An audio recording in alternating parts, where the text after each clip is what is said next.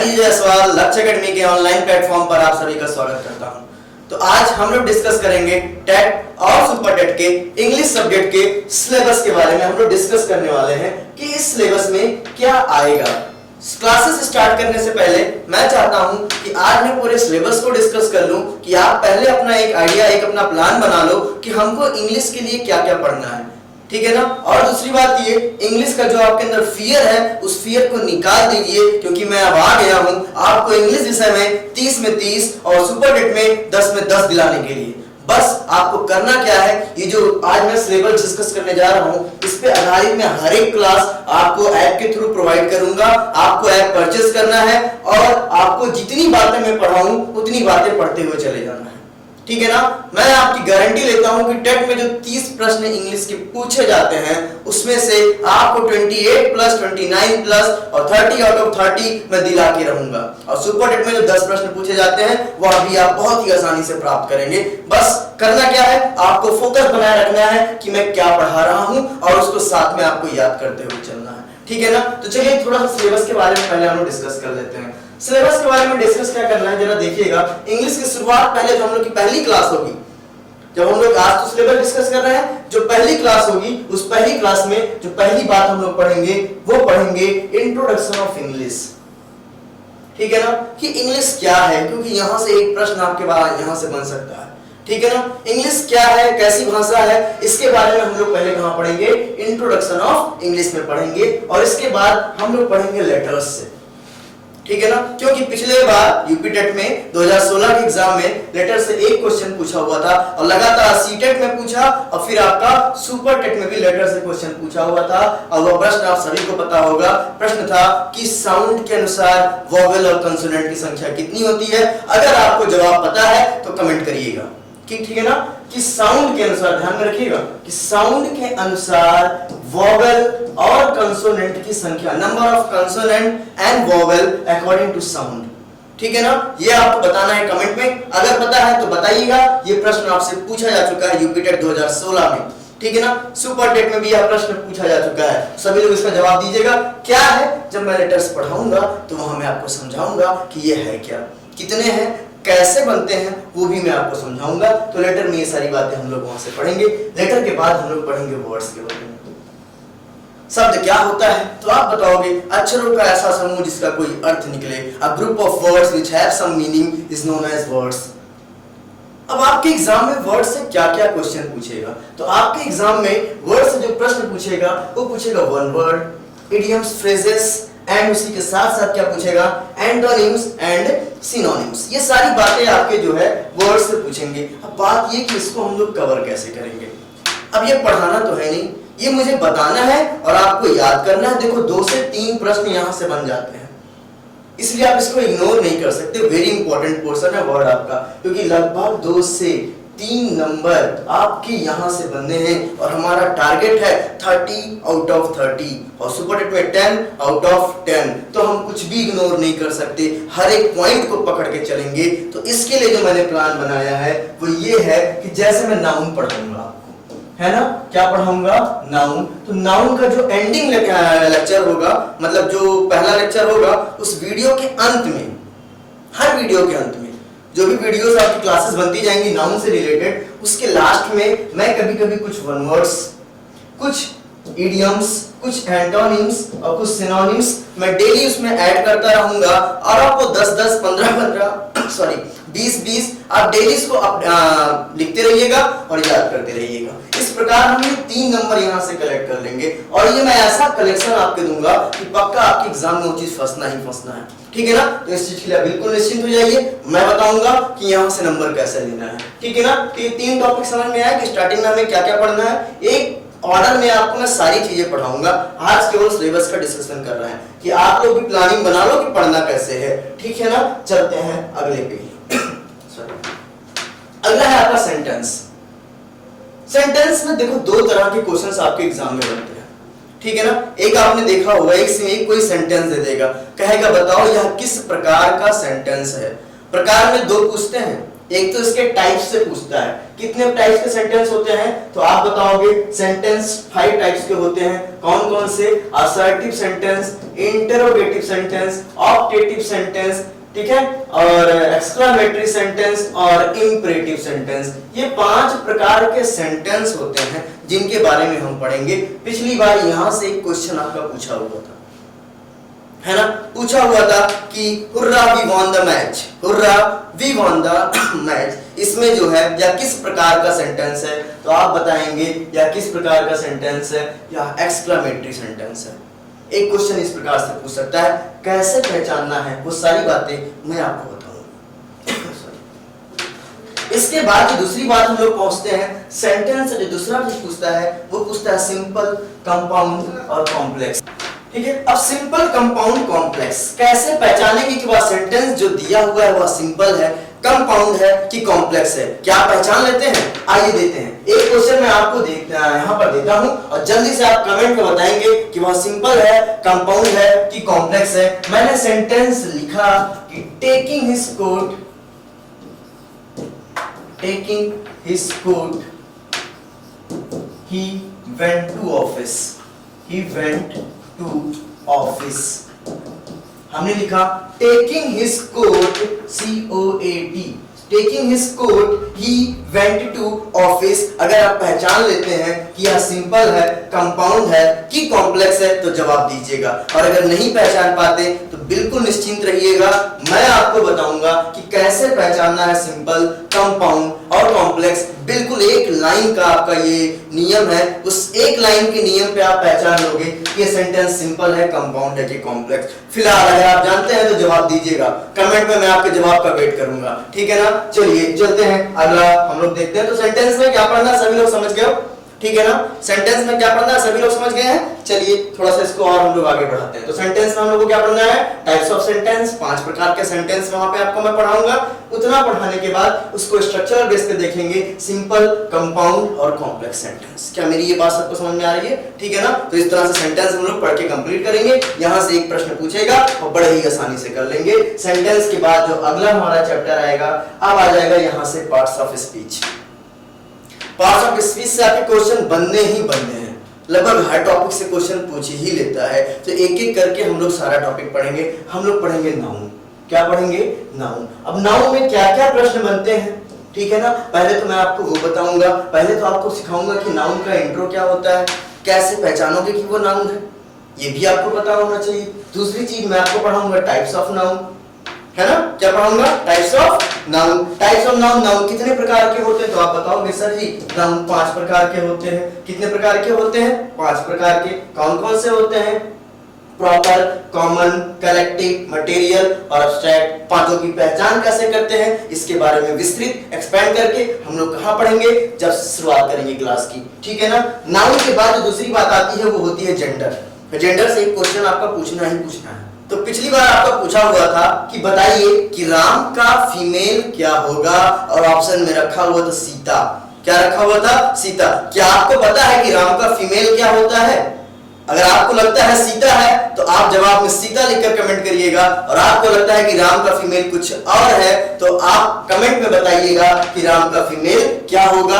कैसे याद करेंगे वो सारी बातें हम लोग पढ़ेंगे। अभी केवल प्लानिंग चल रही है कि पढ़ना क्या क्या है, ठीक है ना। तो नाउन के अंतर्गत इंट्रो पढ़ना है, कितने प्रकार के नाउन होते हैं ये पढ़ना है, ठीक है। जेंडर, जेंडर में 2 चीजें पढ़नी है, मेल और फीमेल। क्या पढ़ना है? मेल और फीमेल। और उसके बाद सिंगुलर और प्लूरल से कुछ खास बातें, बहुत ज्यादा नहीं, थोड़ी थोड़ी कुछ बातें हैं जो आपको पता होना चाहिए। जैसे आपको पता होना चाहिए कि आप अगर कैटल लिखे हैं, क्या लिखे हैं? कैटल लिखे हैं, तो कैटल कैसा नाउन होता है तो आपको पता होना चाहिए कैटल कैसा नाउन होता है। कैटल प्लूरल नाउन होता है। कैसा नाउन होता है? प्लूरल नाउन होता है, ठीक है। क्या हम कैटल को कैटल्स लिख सकते हैं?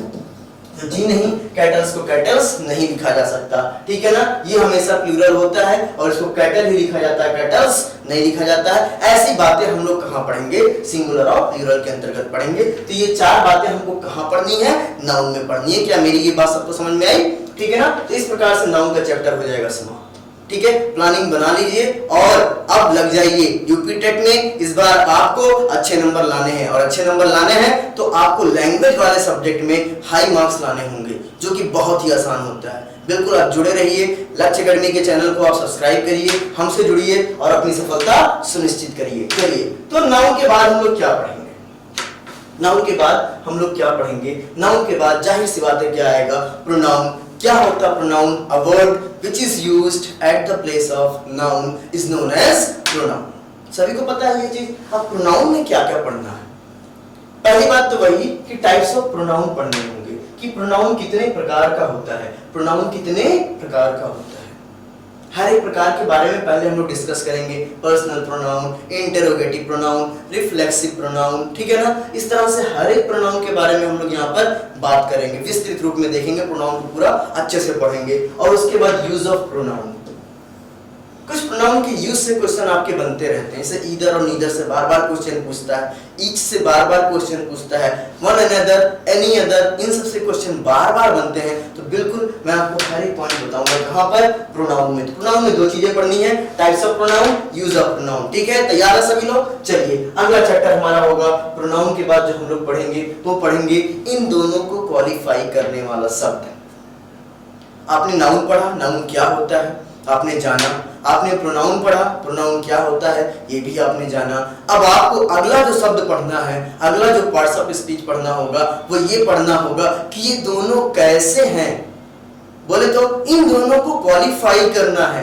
काला है, गोरा है, लंबा है, चौड़ा है, अच्छा है, बुरा है, इतना है, उतना है, ज्यादा है, कम है।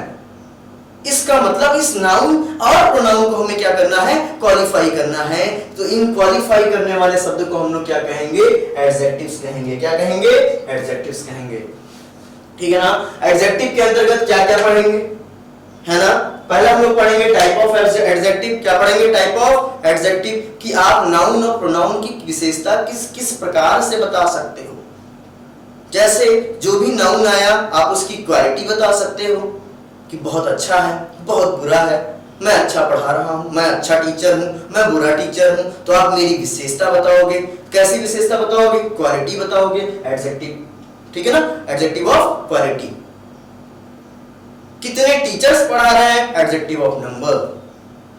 कितनी बार उन्होंने पढ़ाया? फ्रीक्वेंसी। तो इस प्रकार से हम लोग डिफरेंट टाइप्स ऑफ एडजेक्टिव होते हैं जिनके बारे में हम लोग यहाँ पढ़ेंगे। और टाइप्स पढ़ने के बाद जो दूसरी बात हम लोग पढ़ेंगे वो पढ़ेंगे यूज ऑफ एडजेक्टिव। जैसे सम का यूज क्या होता है, एनी का यूज क्या होता है, मच का यूज क्या होता है, मेनी का यूज क्या होता है। अगर आप जानते हैं तो बताइए। एक सेंटेंस लिख रहा हूं, वहां पर क्या लगेगा? मैंने लिखा there is dash milk in the glass, in the glass. अब मैं आपसे कहूं कि यहां पर मैं क्या लिखूं? मैं यहां पर मच लिखूं या फिर मैं यहां पर मेनी लिखूं? यही है आपका यूज ऑफ एडजेक्टिव। इसी तरह से सम है, एनी है, मच है, मेनी है, ऑल है, होल है ना। डिफरेंट टाइप्स ऑफ एडजेक्टिव हैं जिनके यूजेस हमें यहाँ पे पढ़ने हैं। तो आपको बताना है कमेंट में कि यहाँ पर क्या लिखेंगे। There is dash milk in the glass, much milk और मेनी मिल्क। ठीक है ना। जवाब आप लोग कमेंट में दीजिएगा। ठीक है ना। सही जवाब क्या होगा वो हम लोग देखेंगे। ठीक है। तो दूसरी बात हम लोग को पढ़नी है यूज ऑफ एडजेक्टिव। और तीसरी बात जो हम लोग को पढ़नी है वेरी इंपॉर्टेंट, वो है degree of comparison. It is very important. पूरे एडजेक्टिव का सबसे मेन पार्ट है क्या?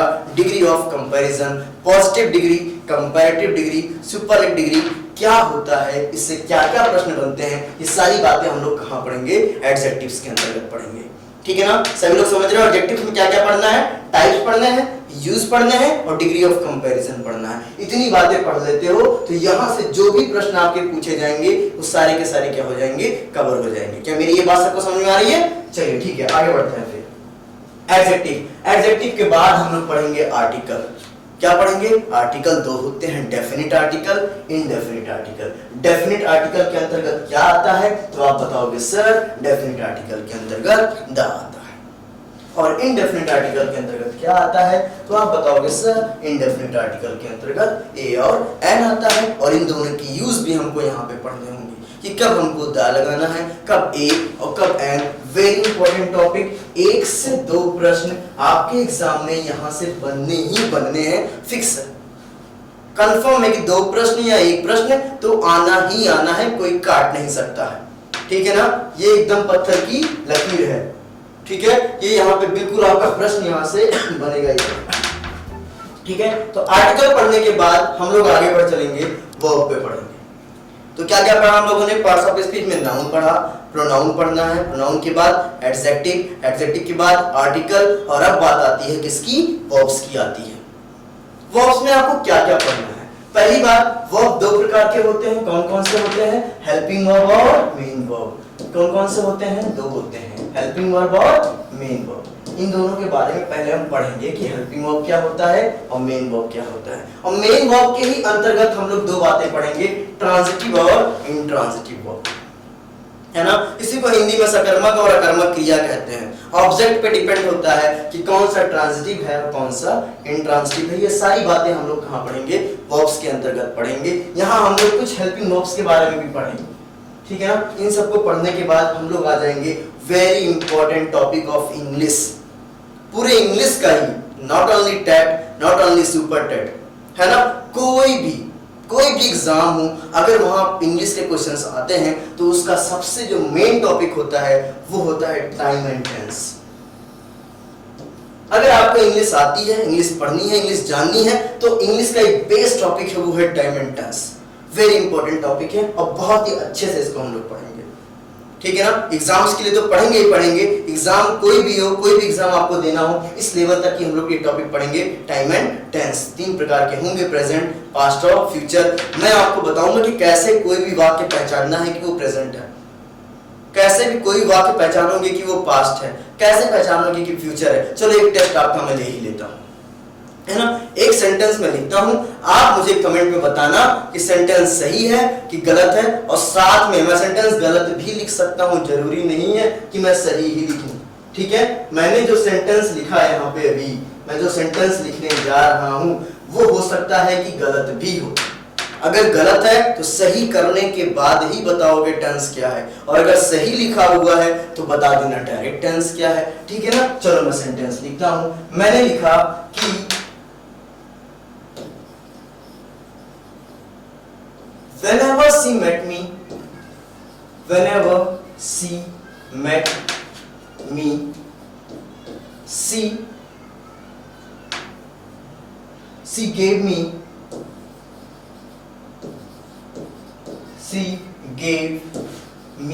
a rose। सेंटेंस सभी को दिख रहा होगा। मैंने लिखा whenever she met me, whenever she met me, she gave me a rose, she gave me a rose, ठीक है ना। सेंटेंस अगर गलत है तो पहली बात सही करके बताओगे कि सही सेंटेंस क्या होगा, है ना। और साथ में ही आपको सही करने के बाद अगर सही करना तो बताना कि टेंस क्या है। अगर ये सेंटेंस आपको लगता है कि मैंने सही लिखा है, ग्रामेटिकली सही लिखा है, तो डायरेक्ट बता देना कि सेंटेंस का टेंस क्या है, ठीक है ना। और अगर नहीं बता पाए तो टेंस पढ़ने तक का वेट करना पड़ेगा। आपको प्ले स्टोर से जाके लक्ष्य एकेडमी का ऐप बाय करना पड़ेगा। यूपी टेट का कोर्स का आपको, सुपर टेट के कोर्स के आपको परचेस करना होगा, और वहां मैं इन सारे टॉपिक्स को जिस ऑर्डर में बता रहा हूं उसी ऑर्डर में पढ़ाऊंगा, ये मेरा आपसे वादा है। और यूपी टेट में 30 में लगा के दिखाऊंगा कि कैसे आपको 30 में 30 लाना है, ठीक है ना। तो तैयार हो जाइए, कमेंट में आपका मैं आंसर का वेट करूंगा। चलिए, तो इस तरह से हम लोग वर्ब को कंप्लीट करेंगे। यहाँ से वर्ब को कंप्लीट करने के बाद हमारा अगला टॉपिक है एडवर्ब। आपने वर्ब पढ़ा, वो वर्ब कैसा काम कर रहा है? स्लो काम कर रहा है, फास्ट काम कर रहा है, अच्छा काम कर रहा है, बुरा काम कर रहा है। मतलब हमको बताना है कि वो एक्शन, जो भी एक्टिविटी हो रही है वो कैसी हो रही है। इसका मतलब उस एक्टिविटी को हमको क्वालिफाई करना है, और जो वर्ब को क्वालिफाई करेगा वो कौन होगा? हमारा एडवर्ब होगा। क्या होगा? एडवर्ब होगा।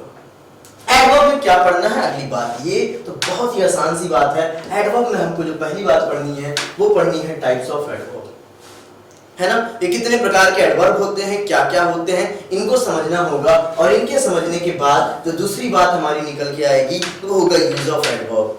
यूज ऑफ एडवर्ब, है ना। हमको पढ़ना होगा कि यूज ऑफ एडवर्ब क्या होता है, कैसे होता है। कुछ बेसिक एडवर्ब, जैसे मैं कहूं कि अगर आप मुझे बताओ कि मच टू, चलिए आज आपके पास ढेरों प्रश्न मैं दे रहा हूं, ठीक है ना। सिलेबस डिस्कस करते हुए मैंने काफी क्वेश्चंस आपको दे दिया है कमेंट के लिए, उन सारे क्वेश्चंस का कमेंट मुझे चाहिए। अगर आप चाहते हैं कि मैं अच्छे से पढ़ाऊं तो इन सारे प्रश्नों का कमेंट आप मुझे करोगे, मैं जानूंगा कि आप कितना जान रहे हो और उसी आधार पे मैं आपको उसी तरह से पढ़ाऊंगा, ठीक है ना। मच टू और टू मच में क्या डिफरेंस है आपको ये बताना है एक लाइन में, ठीक है ना, कि मच टू और टू मच में क्या डिफरेंस है, ठीक है ना।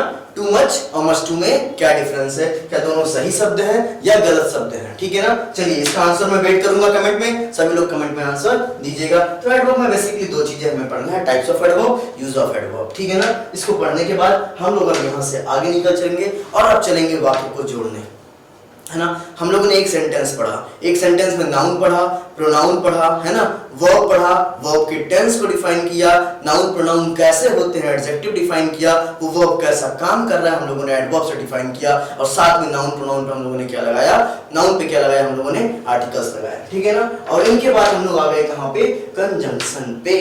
कंजंक्शन क्या होता है, दो वाक्यों को जोड़ने वाले। अब एक की जगह कितनी वाक्य आएंगे, दो दो वाक्य आएंगे, और इन वाक्यों को जोड़ने वाला काम कौन करेगा, कंजंक्शन करेगा। कौन करेगा, कंजंक्शन काम करेगा इन वाक्यों को जोड़ने का। इसी कंजंक्शन के अंतर्गत हम लोग पढ़ेंगे क्लॉज। प्रिंसिपल क्लॉज क्या होता है, सबऑर्डिनेट क्लॉज क्या होता है, कोऑर्डिनेट क्लॉज क्या होता है। पिछली बार यूपी टेट में यहां से भी प्रश्न पूछा हुआ था, ठीक है ना। एक कंजंक्शन लिखा हुआ था, कहा था बताइए यह किस प्रकार का कंजंक्शन है ना।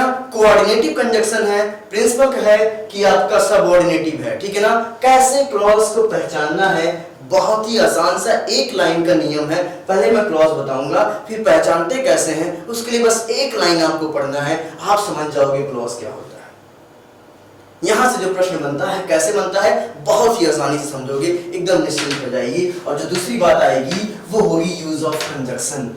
यूज ऑफ कंजंक्शन ये देखने के बाद आपको लग रहा होगा इंग्लिश हम लोग बहुत आसानी से सीख सकते हैं। जी हाँ, बिल्कुल सीख सकते हैं, आप निश्चिंत रहिएगा, मैं सिखाऊंगा आपको इंग्लिश कैसे लाना है 30 में 30 मैं सिखाऊंगा, बस थोड़ा सा धैर्य रखना पड़ेगा, ठीक है ना। और हमारे लक्ष्य मंत्रा चैनल को सब्सक्राइब करना पड़ेगा, प्ले स्टोर से हमारे ऐप को बाय करना पड़ेगा, ठीक है ना। तो सभी लोग तैयार हो जाएं। आइए हम लोग पढ़ेंगे use of conjunction. Use of conjunction जैसे मैंने कहा कि बताइए कंजंक्शन एंड कहां कहां लगा सकते हैं, है ना। बट और येट में अंतर क्या होता है, कब आप बट लगाओगे, कब आप येट लगाओगे। जैसे मैंने एक सेंटेंस दे दिया, चलिए एक छोटा सा वाक्य और देते हैं आपको कमेंट करने के लिए। मैंने लिखा आल्दो ही इज रिच, हमने लिखा Aldous he is rich, he is rich dash he is dishonest.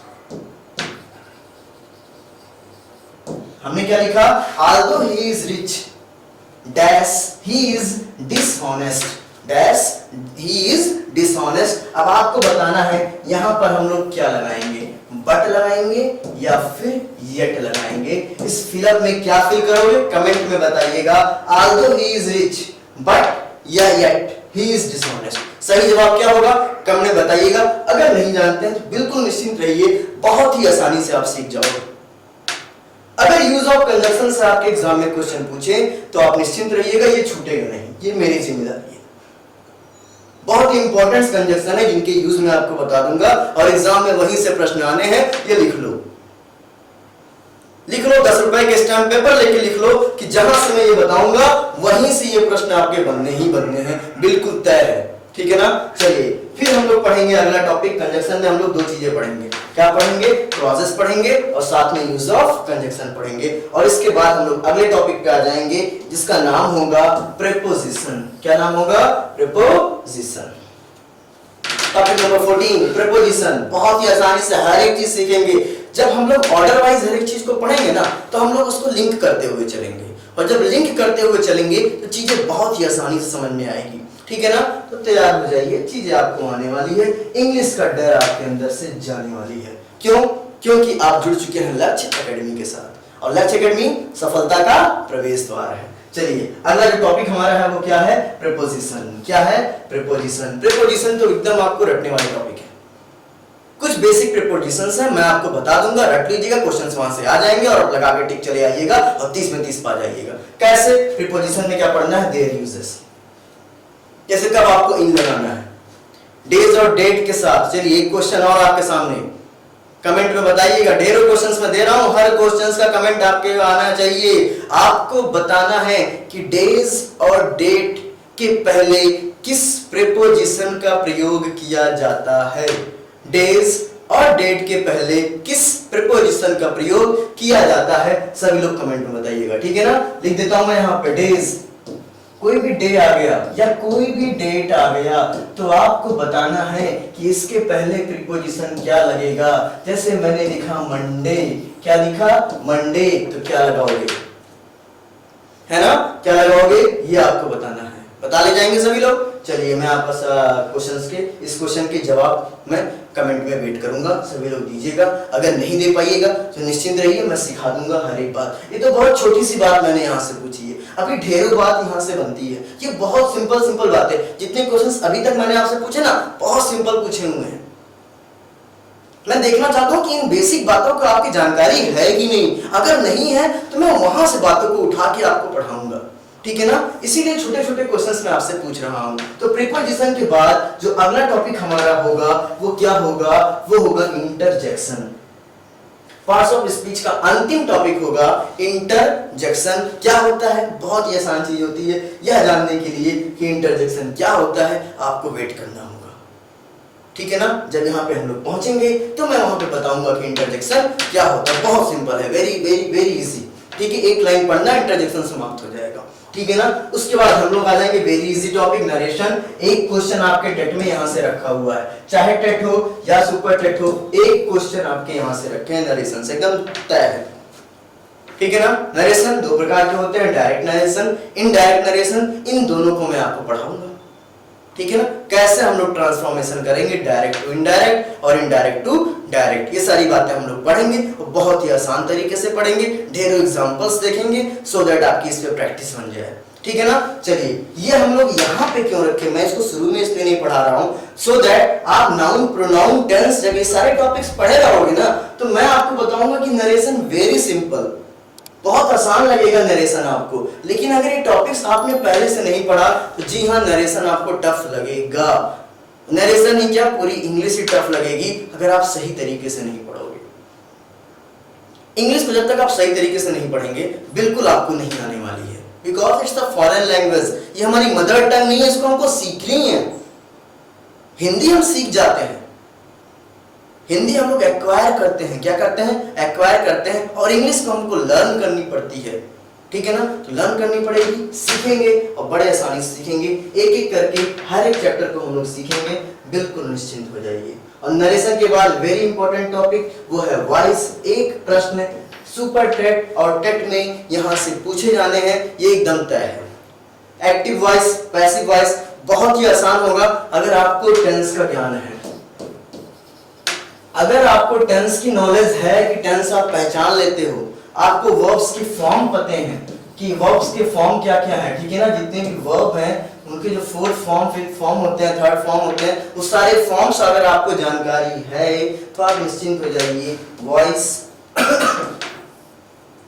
आप बहुत ही आसानी से सीखोगे, वेरी इजी, ठीक है ना। वॉइस पढ़ने के बाद जो हमारा अगला टॉपिक होगा वो क्या होगा, वो होगा ये, ठीक है ना। इतना पढ़ने के बाद समझ लीजिए, अगर इतनी बातें भी हम छोड़ दें, अगर इतना हम लोग पढ़ लें जितनी बातें हम लोग 17 टॉपिक्स जो देखें, तो मान के चलिए 24 से 25 क्वेश्चन आपने कवर कर लिया।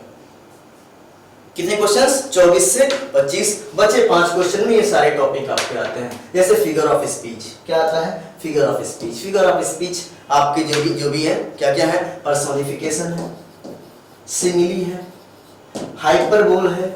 इस तरह से डिफरेंट टाइप्स ऑफ आपके फिगर ऑफ स्पीच हैं। एक एक करके हम लोग पढ़ेंगे, उनके एग्जांपल्स देखेंगे और बड़े ही आसानी से सीख लेंगे फिगर ऑफ स्पीच। कभी कभी इससे प्रश्न पूछता है और कभी कभी इससे प्रश्न नहीं पूछता है, लेकिन पढ़ेंगे हम लोग, बिल्कुल इसको पूरा पढ़ेंगे, ठीक है ना। फिगर ऑफ स्पीच के बाद जो हमारा टॉपिक आएगा वो होगा पंक्चुएशन। पंक्चुएशन मतलब कब स्मॉल लेटर लगाना है, कब कैपिटल लेटर लगाना है, कब कॉमा लगाना है, कब फुल स्टॉप लगाना है, कहाँ क्वेश्चन मार्क लगाना है, कहाँ एक्सक्लेमेशन साइन लगाना है, ठीक है ना। किस तरह से सेंटेंस का जो स्ट्रक्चर होता है उसी को हम लोग क्या बोलेंगे, पंक्चुएशन बोलेंगे। सेंटेंस को सही ढंग से रखना, लिखना क्या कहलाएगा, आपका पंक्चुएशन कहलाएगा। एक क्वेश्चन यहां से कभी कभी पूछ लेता है, ठीक है ना। तो इसको हम लोग यहाँ सीखेंगे। अगला आएगा वर्ड फॉर्मेशन।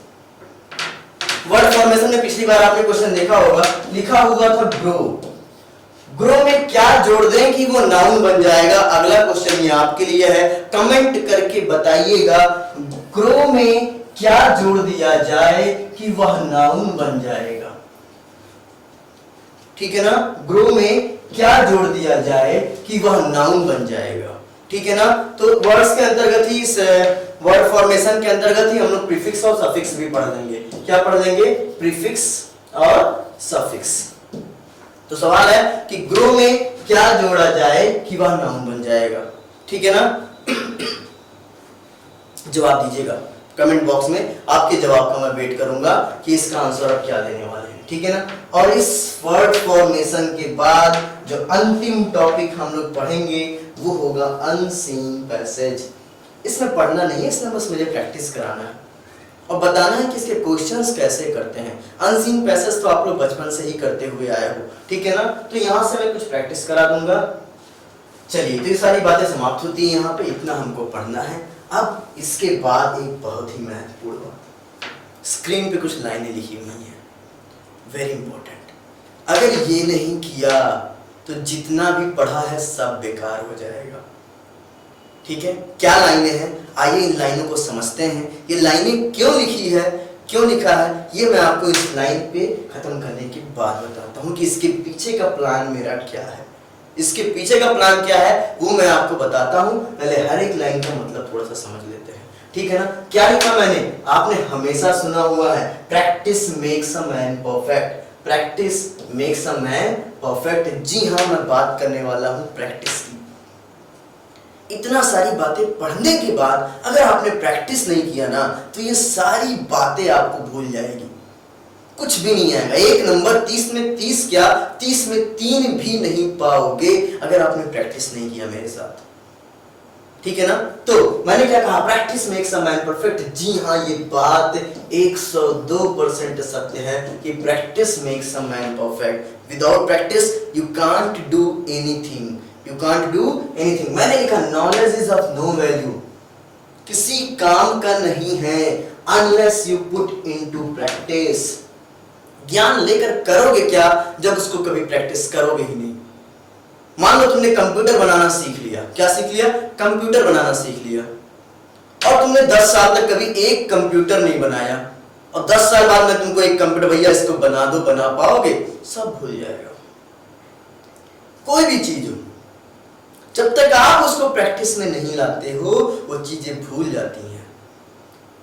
इसीलिए लोगों को याद करने के लिए हम लोगों से रोज रोज बात करते हैं, सो दैट बात करने की प्रैक्टिस बनी रहे, है ना। तो इसी तरह से प्रैक्टिस बहुत इंपॉर्टेंट है। डेली प्रैक्टिस नहीं करोगे चीजें आपको भूल जाएगी। तीसरी बात है, the more you practice the better you will be. जितना ज्यादा प्रैक्टिस करोगे उतने अच्छे तुम बनते जाओगे।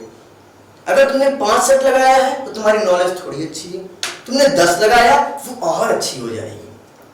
तुमने टाइम निकाल के 15 लगा लिया तो आप विश्वास करिए कि आप 10 वाले से बेटर होंगे 15 वाले में। आप चाहो तो अपने आप को कंपेयर कर लेना प्रैक्टिस करके।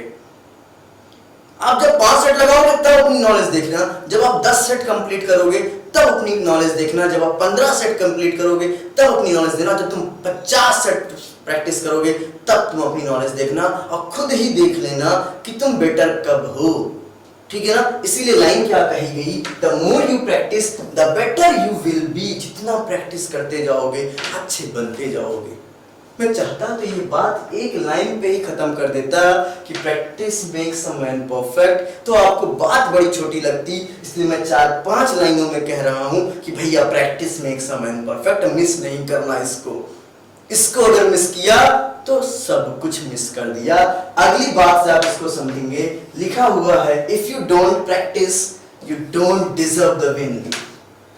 अब बताओ, आपको जीतना है, यूपी टेट सुपर टेट में अच्छे मार्क्स लाके आपको जॉब लेनी है, और वो जॉब तब तक नहीं मिलेगी जब तक तुम प्रैक्टिस नहीं कर लेते।